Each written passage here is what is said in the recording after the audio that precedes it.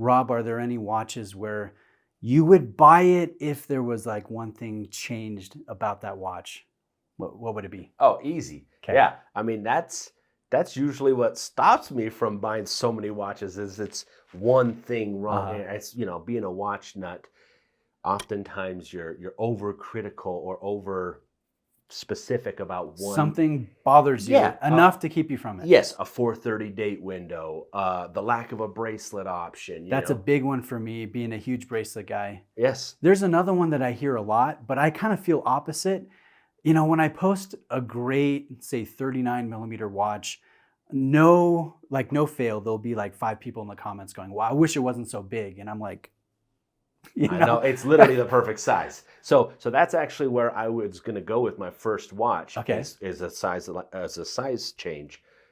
Rolex Explore, fanboys unite, and haters.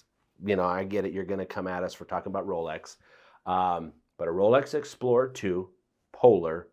But in 40? In 40. Yeah. I'd even go to 38. You would, because okay. Let's say they say. Rolex says, we don't want a 40. We don't want a 41. Because correct me if I'm wrong, it's 42. The Polar. Then, yeah. So they don't want to go with a 40. They don't want to go with a 41. I would even take a 39 or a 38 in that Explorer 2 Polar. So I own that previous generation that was like 39.5 by the caliber measurement. Yep. And it's a lovely size. If they had that same like nice movement, but scaled down, I think it'd be a far more popular watch than it currently is right now. Right now, if you go on YouTube and you find a video on that, it's usually on the list of watches that you can get. Yeah. Right? It's usually the one that they say, hey, what's a Rolex that you can get with the minimal wait time? It's the Polar or even the black. The black, yeah. The black. It's not a sub, it's not a GMT, it's not a Daytona. Nope. They even sometimes will say you can get it easier than a Datejust. Because you could try and get that black dial 42 Explorer 2 or try and get yourself a Wimbledon Datejust. Yeah, it's probably going to be quicker to go the Explorer route. Exactly. Yeah. So if they were to take that, just downsize it, I get it. Like there is an argument to be made about having a kind of a bulkier, sporty watch, whatever, to appeal to the guys that want that have the Rolex money, that want, the larger watches. So I understand that you can't have it all be 41 and under. Someone's going to be upset. Yes. There's always going to be someone griping about the size. You can't satisfy everybody. But knowing that 5-digit reference, the popularity that had and the following that had, and when it went to 42, it kind of killed it. I'm with you there. I just think that the dimensions are off. Something is off with that watch. When it looks amazing in pictures, but when I put it on my wrist, it just feels not wrong. It just doesn't feel like it could. It's not as good as it could be. Yes. Yeah. Yes. Let me hit you with one. I love a couple different variations of a ceramic Speedmaster, whether it's gray side of the moon or Apollo 8, black side or dark side of the moon is what they call it. I love the case size. I love the intricacy of the dial. I love the movements, the meta certified movements.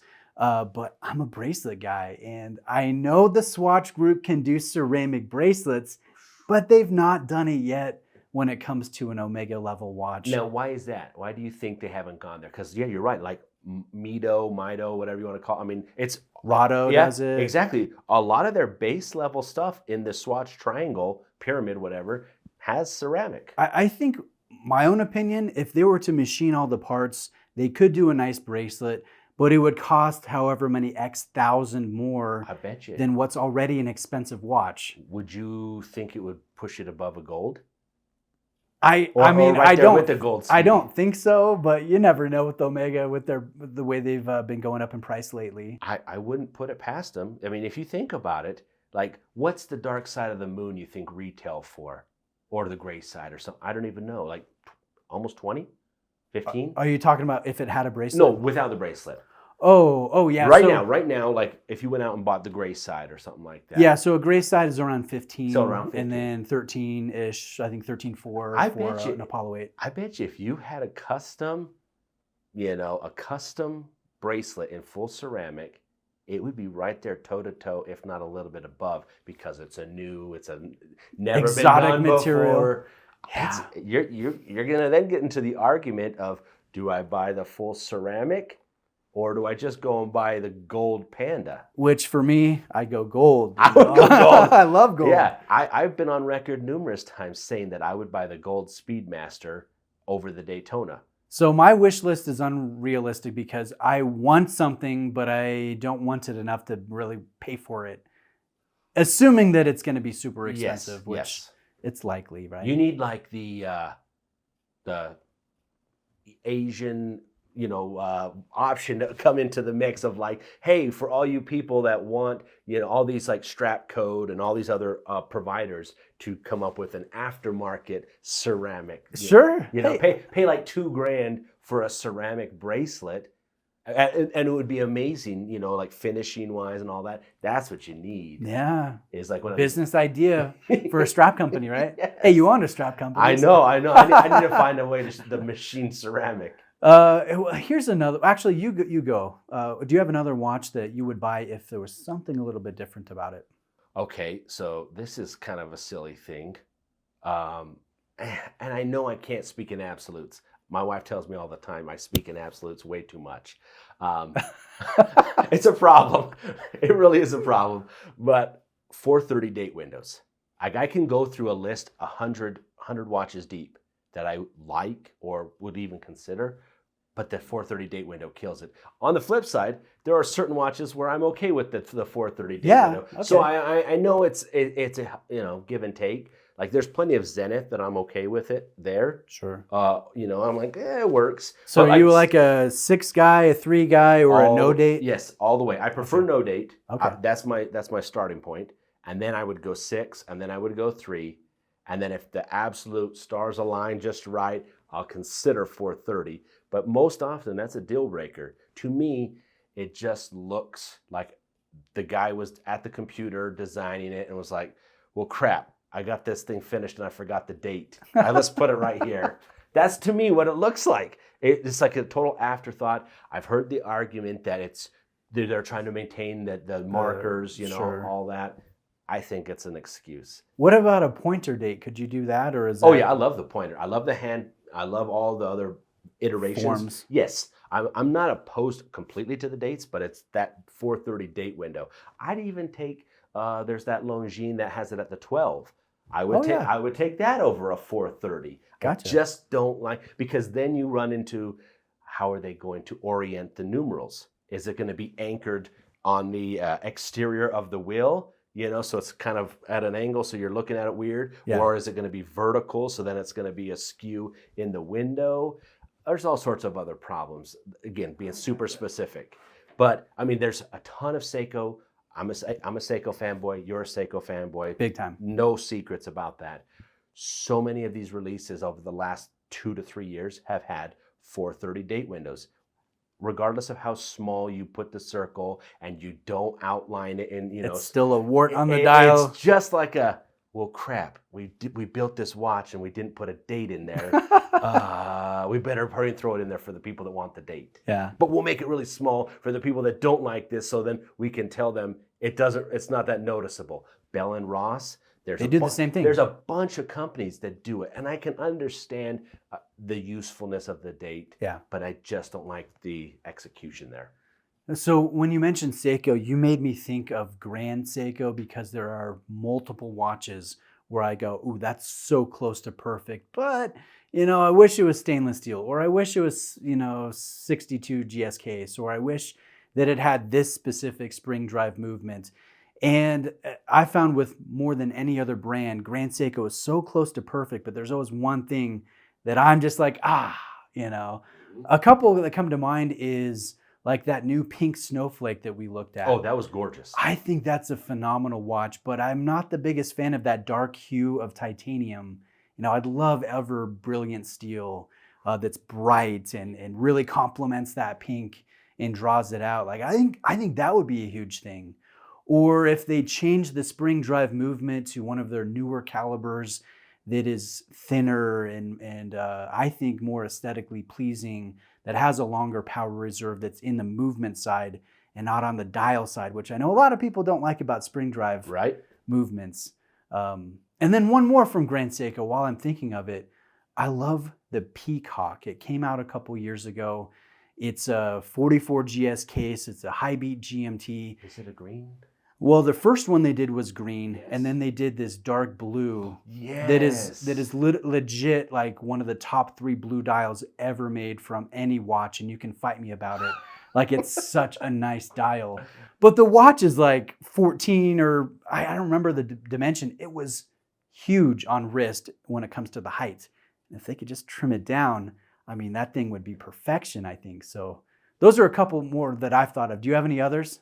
Yeah, I mean, this is a bit of a fun topic because that's, again, where I'm at usually when I'm staring at eBay, when I'm staring at the forums and I'm looking at all this stuff and there's something that catches your eye. It's easy to draw yourself to those minuscule differences, you know, where it's just like, oh, why did you do this? You know, it's so close. It's so close. I would love to talk with actual watch designers from a number of brands and just pick their brain about why certain decisions are made. Is it cost?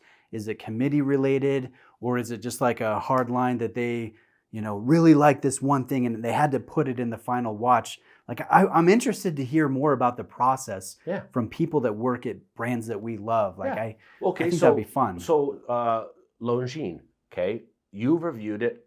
We've handled it both in the flesh or in the metal. The Big Eye Chrono. Yeah, I love that watch. Amazing watch. Yeah. Okay, you've got all the looks, all the flair of the history of like kind of a unique history behind it. Yeah. You know, Longines didn't even know this thing existed and all this. Why did they put a closed case back on that watch?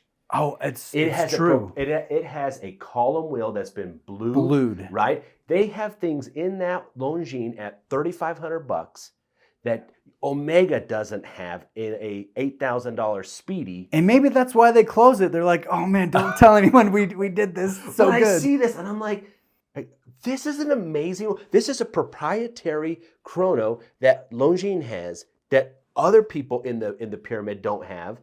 They should show that off. Yeah. You would get a lot of people, because I mean, again, speaking in generalizations, but you have people that are getting maybe in their first kind of real serious luxury watch. Yeah. Or you're going to appeal to the collector fan base because they're going to be able to see that and they're going to know from the movement heads of like, hey, check this out. The column wheel's blued. It's got this finishing and that. Like, it would appeal to so many. I understand why they did it more than likely because it's cost savings. Maybe it saved a little bit of the thickness with the sapphire. I mean, no one's diving with these chronos. Right.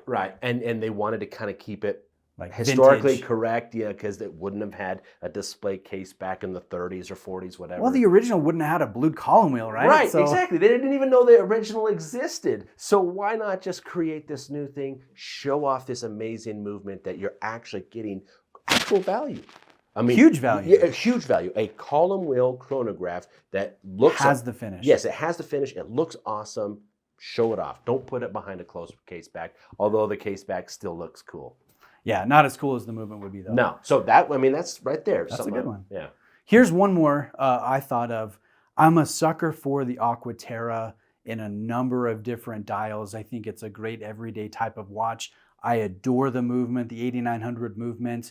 But the butterfly clasp and even the polished center link in the bracelet or the new president style bracelet they're doing, I think it leaves me wanting. Like, Omega does some really excellent adjustable sport clasps. Totally. They have some great bracelets, but it's like on the Aqua Terra, they spent all this effort into the case and dial and the details, and then the bracelet's just kind of meh, you know? And I think if the bracelet and clasp was better, I would definitely be a buyer with the Aqua Terra. That's a fair point. I do think you're onto something there because even if they just changed out the buckle, I think that the bracelet, there would be people like you and me that would consider it more, even with the polished center links and things like that, if they fix the buckle. I'm not a fan of what they have going on there. There's just no adjustability on the butterfly. Well, they actually started doing adjustability on the butterfly, but it doesn't look good and it's not easy to use. So it's like, what? Moot point. Yeah, get us a proper buckle with some quick adjust, and that watch will sell infinitely more. Yeah, it'll be a true competitor to the Datejust, because even the Datejust, which is kind of what it's going against, has the easy link, you know, and we can debate the usefulness of that 5mm adjustment or whatever versus like a glide lock and things like that. But it's still a great class. It's an amazing class. It doesn't even compare to the butterfly on the Aqua Terra. Exactly. It's lights out better. Yeah. I'm gonna end with one thing. I would buy this watch if my AD actually called me. No, I'm just kidding. A lot of people would probably fall into that category, right? That are waiting for subs and GMTs and Air King, you know, a whole host of my watches. Rainbow Daytona. Yeah. Just give us the call. We'd buy that watch if it was offered to us. Yeah, I'll get a HELOC.